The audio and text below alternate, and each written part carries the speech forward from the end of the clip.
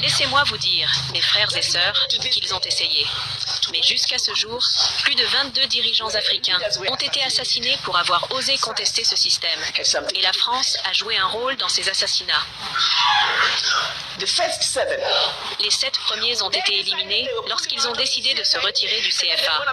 Et ensuite, ces dirigeants africains, qui tentaient d'imprimer leur propre monnaie, ont été assassinés. Chaque fois qu'un leader africain essayait de faire ce qu'il y avait de mieux pour son pays, il était éliminé. La majorité de ces assassinats ont été facilités ou directement orchestrés par la France.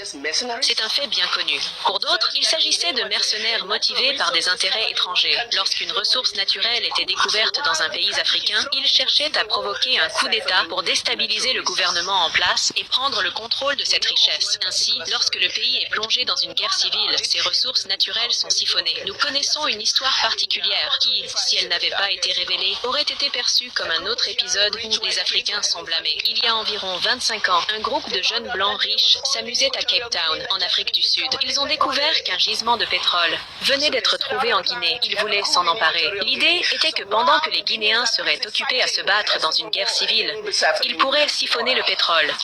Cependant, ils ont commis une erreur. Il y avait 2 volets à leur plan. Un groupe devait partir d'Afrique du Sud, faire une escale au Zimbabwe pour récupérer